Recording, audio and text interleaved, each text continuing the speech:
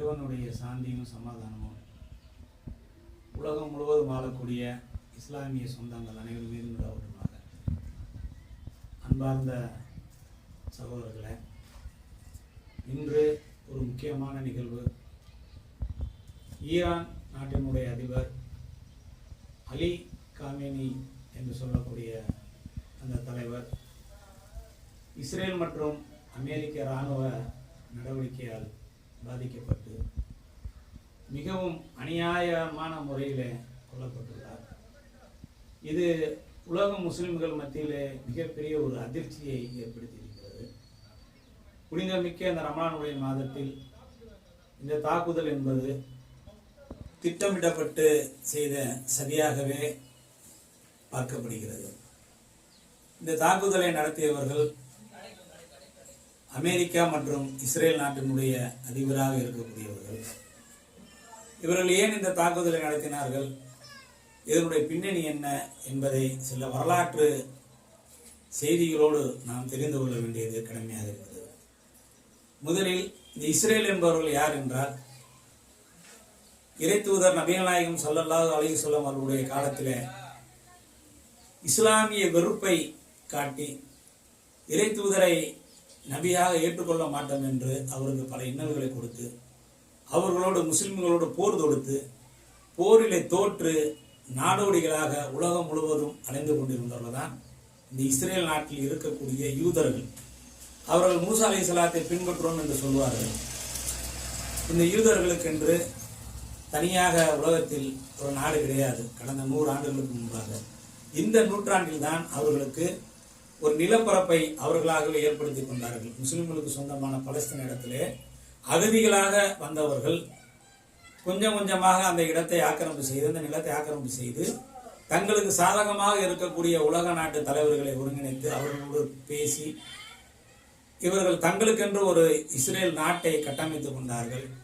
அந்த நாட்டை கட்டமைத்துக் கொண்டு அதை சுற்றி இருக்கக்கூடிய இஸ்லாமியர்களுக்கு சொல்லான துன்பங்களை கொடுத்தார்கள். அங்கே இருக்கக்கூடிய பலஸ்தீன மக்களை, காசா மக்களை இன்றளவு கூட இராணுவ நடவடிக்கையால் துன்புறுத்திக் கொண்டிருக்கிறார்கள். இவர்கள் தான் இஸ்ரேல் என்று சொல்லக்கூடியவர்கள். இவர்களுக்கு பக்கத்தில் இருக்கக்கூடிய நாடு தான் ஈரான் என்று சொல்லக்கூடிய நாடு. இந்த நாட்டில் இருக்கக்கூடியவர்கள் முஸ்லிம்களாக இருக்கிறார்கள். இவர்கள் தனியாக ஈரானை சந்தித்து போரிட்டு வெல்ல முடியாது என்ற காரணத்திற்காக அமெரிக்காவை துணைக்கு அழைத்துக் கொள்கிறார்கள். யார் இந்த அமெரிக்கா என்று கேட்டால், தன்னைத்தானே வல்லரசு என்று சொல்லிக் கொள்ளக்கூடிய நாடுதான் இந்த அமெரிக்கா. வல்லரசு என்று எதை கணக்கிட்டு உலக மக்கள் பார்க்கிறார்கள், சொல்லுகிறார்கள் என்றால், ஒரு நாட்டிலே விளைநிலங்கள் அதிகமாக இருக்கிற ஒரு நாட்டை வல்லரசு என்று சொல்ல மாட்டார்கள். மக்கள் தொகையிலே அதிகமாக இருக்கிற நாட்டை வல்லரசு என்று சொல்ல மாட்டார்கள். எதை வல்லரசு என்று சொல்வார்கள் என்றால், இராணுவ தளவாடங்களை அதிகமாக வைத்திருக்கக்கூடிய, யாரிடம் சண்டையிட்டாலும் போர் செய்தாலும் ஜெயிக்கிறதுக்கு வாய்ப்பு இருக்கக்கூடிய அந்த நாட்டைத்தான் வல்லரசு என்று சொல்வார்கள். அப்படி தன்னைத்தானே வல்லரசு என்று சொல்லிக்கொண்டு இராணுவ தளவாடங்களை அதிகமாக பெருக்கி வைத்துக் கொண்டு அதை உலக சந்தையில வியாபாரம் செய்து கொண்டு அதன் மூலம் பொருளாதாரத்தை ஈட்டி கிட்டத்தட்ட 50 ஆண்டுகளுக்கு மேலாக உலக ரவுடியாக, உலகத்தில் உள்ள பயங்கரவாத தீவிரவாத தாக்குதலுக்கு காரணமான இந்த அமெரிக்கா தான் இந்த இஸ்ரேலோடு சேர்ந்து இந்த படுகொலையை, இந்த தாக்குதலை நிகழ்த்தியிருக்கிறது. அமெரிக்காவுடைய அதிபராக யாரெல்லாம் பொறுப்பேற்கிறார்களோ அவர்கள் அந்த வல்லரசை தங்களுக்கு தக்க வைத்துக் கொள்ள வேண்டிய நிர்பந்தத்துக்கு தள்ளப்படுகிறார்கள். 30 ஆண்டுகளுக்கு முன்னால் 2ஆம் ஜார்ஜ் புஷ் என்பவர் அமெரிக்காவுடைய அதிபராக ஆனார். அப்போது அவர் என்ன செய்தார் என்றால், ஈராக்கிலே அணு ஆயுதங்களை பதுக்கி வைத்திருக்கிறார்கள், மக்களுக்கு, உலக மக்களுக்கு அச்சுறுத்தும் விதமாக அந்த ஆயுதங்கள் இருக்கிறது என்று ஒரு தவறான தகவலை கூறி அன்றைக்கு அதிபராக இருந்த ஈராக்கினுடைய அதிபராக இருந்த சதாம் ஹுசேன் அவர்களோடு போர் செய்து பன்னாட்டு படைகளை ஒன்று திரட்டி அவர் போர் செய்தார்கள். ஆனால் அந்த போரிலே கூட சதாம் ஹுசேன் அவர்கள் பின்வாங்கவில்லை. எப்படி இப்போது அலி கமேனி அவர்கள் வீரமாக போரிட்டு வீரமரணத்தை தருகிறாரோ அதே போல் சதாமும் பன்னாட்டு படைகளுக்கு சதாம் ஹுசேனும் பணிந்து போகவில்லை. அவரும் போரிட்டார். பின் பதுகுயிலே பிடிக்க வைத்து பிடித்த அவரை உலக முஸ்லிம்கள் அனைவரும் திருநாளாக கொண்டாடக்கூடிய தியாக திருநாள், பக்ரீத் திருநாள் என்று சொல்லக்கூடிய அன்று அவரை தூக்கில இட்டு ஒரு இஸ்லாமிய வெறுப்பை, ஒரு இஸ்லாமிய உலகத்துக்கு அச்சுறுத்தலை ஏற்படுத்தியவர் தான் இந்த 2ஆம் ஜார்ஜ் புஷ் என்று சொல்லக்கூடிய அமெரிக்க அதிபராக இருந்தவர். அதன் பிறகு அமெரிக்காவுடைய அதிபராக ஒபாமா என்பவர் பொறுப்பேற்கிறார். அவர் இரட்டை கோபுரம் தாக்குதலை காரணமாக காட்டி ஆப்கானிஸ்தானில் இருக்கக்கூடிய தலிபான்களை அழித்து இஸ்லாமிய போராளியாக அறியப்பட்ட உசாமா பின் லேடன் அவர்களை பிடித்து அவரை கொன்று அந்த தான் விரும்பக்கூடிய அந்த ஆட்சியை அந்த ஆப்கானிஸ்தானில் நிறுவினார்கள். இப்போது மூன்றாவது தடவையாக இந்த நூற்றாண்டிலே நாம் விவரம் தெரிஞ்சு நாம் கண் முன்னாடி நடக்கக்கூடிய நடந்த விஷயங்கள் இவையெல்லாம். இப்ப மூன்றாவது முறையாக ட்ரம்ப் என்பவர் அமெரிக்க அதிபராக ஆன உடனே தன்னுடைய இராணுவ தளவாடங்களை உலகத்துக்கு காமிக்க வேண்டும் என்பதற்காகவும் தான் வல்லரசு என்பதை உலகத்துக்கு நிரூபிக்க வேண்டும் என்பதற்காக இல்லாத ஒரு குறையை சொல்லி அந்த நாட்டிலே அணு ஆயுதங்களை தயாரிக்கிறார்கள். அது எங்களுக்கு அச்சுறுத்தலாக இருக்கிறது. இது ஒரு வேடிக்கையான விஷயம்தான். அவர்களுடைய நாடு ஈரானிலிருந்து கிட்டத்தட்ட 3500 கிலோமீட்டர் தள்ளி இருக்கிறது. அவர்கள் அங்கே அணு ஆயுதம் தயாரிப்பதனால் இந்த நாட்டுக்கு எந்த விதமான பிரச்சனையும் அல்ல. ஆனால் அதை ஒரு காரணமாக காட்டி அதனால் நாங்கள் என்ன செய்யறோம், அணு ஒப்பந்தத்தில் அவர்கள் கையெழுத்திட வேண்டும், கையெழுத்திடவில்லை என்றால் நாங்கள் அந்த நாட்டின் மீது போர் தொடுப்போம் என்று அறிவிப்பு செய்து நேற்று காலை சரியாக 28/2/2026 நேற்று சனிக்கிழமை காலை அவர் என்ன செய்ய அதிகாலையில் ஒரு தாக்குதலை நிகழ்த்தி அந்த அதிபராக இருக்கக்கூடிய காமேனி அவர்கள் அலுவலகத்தில் இருக்கும் பொழுது அந்த அலுவலகத்தில் குண்டு வீசி அவரையும் அவருடைய குடும்பத்தாரையும் பேர குழந்தைகளையும் சேர்த்து கொண்டிருக்கிறார்கள். இதை எப்படி நம்ம எடுத்துக்கொள்வது என்றால், மூசா நபியை பின்பற்றக்கூடிய யூதர்களும் ஈசா நபியை பின்பற்றக்கூடிய கிறிஸ்தவர்களும் முகமது நபி ஸல்லல்லாஹு அலைஹி வஸல்லம் அவர்களை பின்பற்றக்கூடிய முஸ்லிம் தலைவர்களை முஸ்லிம்களை கொன்று விட்டார்கள் என்றுதான் எடுத்துக்கொள்ள முடியும். ஏனென்றால் இது வெறும் அரசியல் சார்ந்த நிகழ்வு அல்ல. இதற்கு பின்னால் மிகப்பெரிய ஒரு ஆன்மீகம் இருக்கு என்பதை என் இஸ்லாமிய சொந்தங்கள் தெளிவாக தெரிந்து கொள்ள வேண்டும். ஏனென்றால் இவர்கள் ஆரம்பம் முதலே இஸ்லாமிய வெறுப்பு அரசியலை செய்து கொண்டிருக்கிறார்கள். இஸ்லாமிய வெறுப்பு என்பது இஸ்லாத்தை அழிக்க முடியாது. அவர்களால் இஸ்லாமிய மார்க்கத்தை அழிக்க முடியாது. அந்த இஸ்லாமிய மார்க்கத்தை ஏற்றுக்கொண்டு தன்னுடைய வாழ்க்கை வழிகாட்டியாக ஏற்றுக்கொண்டு வாழ்வதை இஸ்லாமியர்களை அழிக்க வேண்டும், அது குறிப்பாக இஸ்லாமிய தலைவர்களை அழிக்க வேண்டும் என்பதற்காகத்தான் இவர்கள் தொடர்ந்து இந்த 1/2 நூற்றாண்டுகளாக இந்த வேலையை செய்து வருகிறார்கள். இஸ்ரேலை பற்றி அமெரிக்கா பற்றி அறிந்த நாம் ஈரானை பற்றியும் தெரிந்து கொள்ள வேண்டும். ஈரான் என்பது ஒரு இஸ்லாமிய குடியரசு நாடு. அங்கே ஷியா முஸ்லிம்கள் பெரும்பான்மையாக வசிக்கிறார்கள். இந்த ஷியா முஸ்லிம்கள் சன்னி முஸ்லிம்கள் என்று இஸ்லாத்தில் எந்த விதமான பாகுபாடும் கிடையாது. இறைத்தூதர் நபிகள் நாயகம் ஸல்லல்லாஹு அலைஹி வஸல்லம் அவர்கள் அப்படி நம்மளுக்கு 2 பிளவாக போதிக்கவில்லை. இது பிற்காலத்திலே நடந்த நிகழ்வு.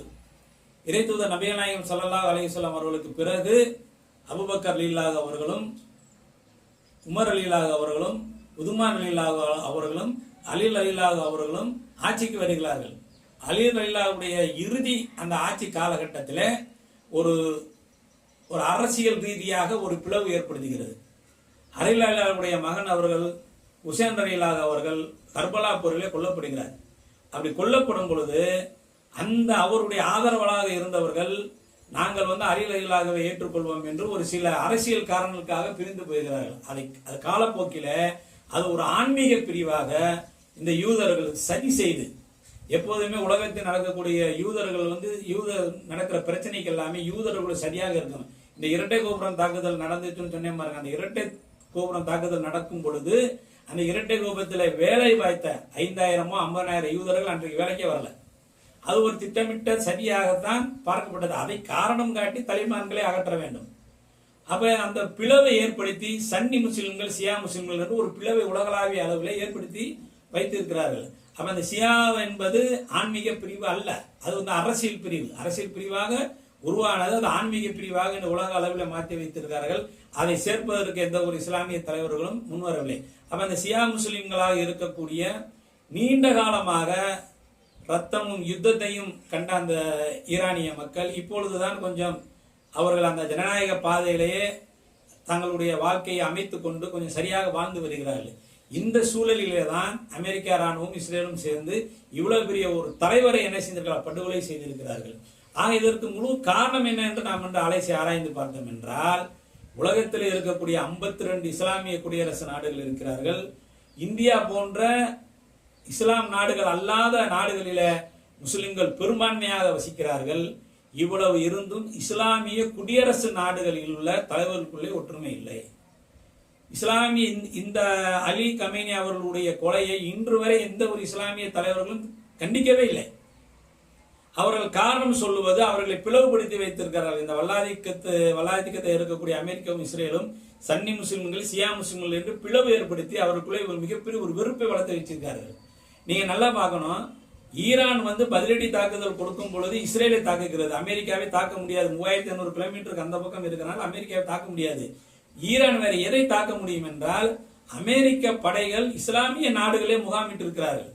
அதுதான் மிகப்பெரிய ஒரு சூழ்ச்சி. அதை நம்ம நன்றாக உணர்ந்து கொள்ள வேண்டும்.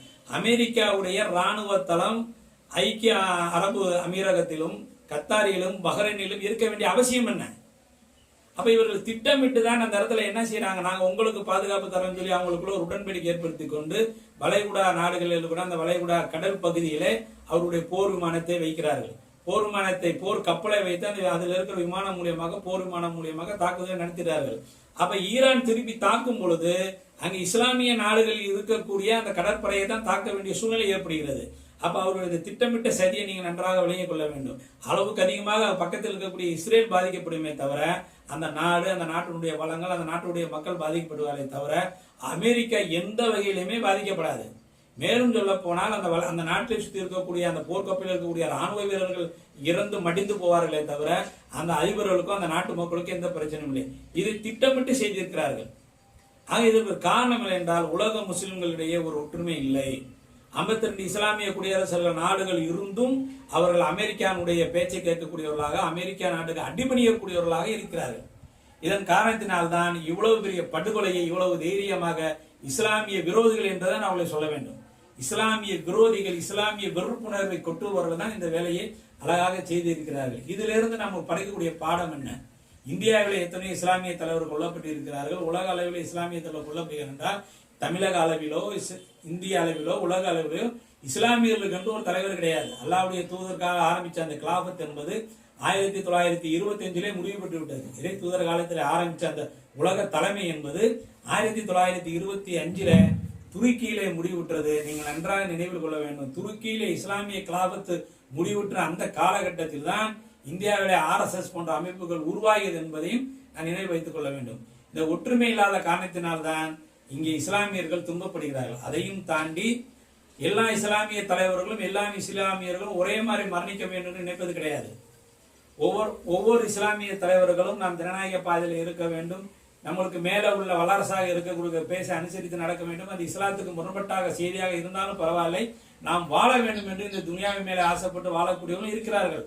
அதையும் தாண்டி இஸ்லாமிய அடிப்படையில வாழ்ந்து நாம் மரணிக்க வேண்டும் என்ற நினைப்போடு வாழக்கூடிய மக்களும் இருக்கிறார்கள். அப்படி வாழ்ந்தவர் தான் சதாம் ஹுசேனாக இருக்கட்டும், நம்மளோட அலி கமேனியாக இருக்கட்டும், சிரியா மக்களாக இருக்கட்டும், லெபனானாக இருக்கட்டும், பலஸ்தீன மக்களாக இருக்கட்டும், காசா மக்களாக இருக்கட்டும், ஆப்கானிஸ்தான் இருக்கக்கூடிய போராளிகளாக இருக்கட்டும், இவர்கள் எல்லாம் இஸ்லாமிய பாதையில நாம் போரிட்டு மரணிக்க வேண்டும் நினைக்கக்கூடியவர்கள். இறை தூதரிடம் அழகிய முன்மாதிரி இருக்கிறதற்கு இறை தூதர் அவர்கள் நாங்கள் பல பிரசங்கத்திலே பல இடத்திலே நாம் சொல்லி இருக்கிறோம். இறை தூதர் இஸ்லாமிய மார்க்கத்தை போதித்த போதகர் மட்டுமல்ல, அவர் தீமைக்கு எதிராக போர்க்களத்திலே நின்று போராடக்கூடிய போர் வீரராக இருந்தார்.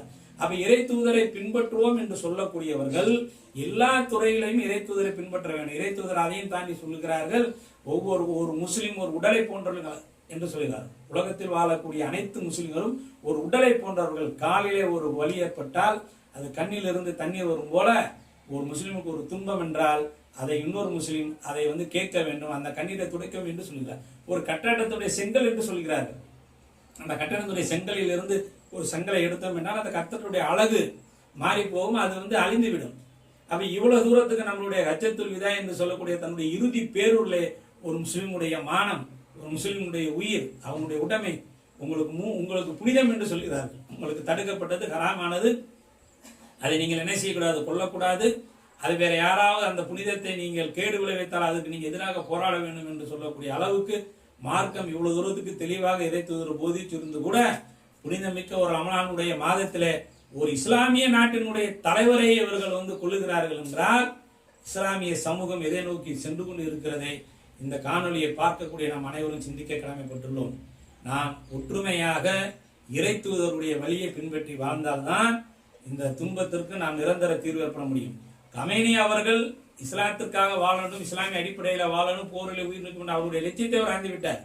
இவர்கள் கொண்டது கமேனி என்ற ஒரு தனிநபரை மட்டும்தான், அவருடைய லட்சியங்களே அல்ல. இறைப்பாதையிலே போரிட்டு மடிவது ஒரு மூமினுக்கு ஆகுமானது. அதை அவர் நிறைவேற்றிக் கொண்டார். அந்த அடிப்படையிலேயே உலகத்தில் முஸ்லிம்கள் எல்லாம் பேருமே என்ன செய்ய மாட்டாங்க, ஒரே மாதிரி நம்மளை மரணிக்கணும்னு நினைக்க மாட்டார்கள். அந்த கமேனி அவர்களுடைய அந்த இறப்பை கண்டித்து பாகிஸ்தான் கராச்சியிலேயே அமெரிக்க தூதரகம் தாக்கப்பட்டு இருக்கிறது. அந்த தாக்குதலிலே அந்த போராட்டத்தில் ஈடுபட்ட 10 இஸ்லாமியர்களே சுட்டுக் கொண்டிருக்கிறார் பாகிஸ்தான் ராணுவம். அவங்க பங்குக்கு அவர் ஒரு கொலையை நிகழ்த்தி இருக்கிறார்கள். இப்படித்தான் உலகத்தில் வாழக்கூடிய எல்லா முஸ்லிம்களும் ஒற்றுமை இல்லாமல் இஸ்லாத்தினுடைய அடிப்படையை கூட தெரியாமல் வாழ்ந்து கொண்டு இருக்கலாம். அப்படி வாழ்ந்து கொண்டு இருக்கும் பொழுது இன்றைக்கு அலி கமேனி அவர்களுக்கு ஏற்பட்ட கதிதான் மற்ற இஸ்லாமிய தலைவர்களுக்கும் ஏற்படும், இஸ்லாம் அல்லாத நாடுகளில் வாழக்கூடிய இஸ்லாமிய தலைவர்களுக்கும் ஏற்படும் என்பதை நாம் மிகுந்த வருத்தத்தோடு எச்சரிக்கையாக சொல்கிறோம். இந்த போரிலே உயிர்நீத்த புனிதமிக்க அந்த ரமலான் மாதத்திலே உயிர்நீத்த அலி கமேனி அவர்கள் சொர்க்கத்தினுடைய பச்சை பறவையாக மாறி சொர்க்கத்தை கியாமத்து நாள் வரை சுற்றி வர வேண்டும். அவருடைய பாவங்களை இறைவன் மன்னித்து அவருடைய கபரை விசாலமாக்கி வெளிச்சமாக்கி அவருக்கு ஜன்னத்துல் ஃபிர்தௌஸ் உயர்ந்த சொர்க்கத்தை இறைவன் வழங்க வேண்டும். அந்த நாட்டு மக்களுக்கு பாதுகாப்பு வழங்க வேண்டும். யாரெல்லாம் உலகளாவிய அளவிலே இஸ்லாத்தையும் இஸ்லாமில் எதிர்க்க வேண்டும் என்று நினைக்கிறார்களோ அவர்களெல்லாம் இறைவன் தோல்வியை கொடுக்க வேண்டும். இஸ்லாம் மேலோங்கும், இறுதி வெற்றி இஸ்லாமியர்களுக்கே என்ற பிரார்த்தனையோடு நான் நிறைவு செய்கிறேன். நன்றி. அஸ்ஸலாமு அலைக்கும்.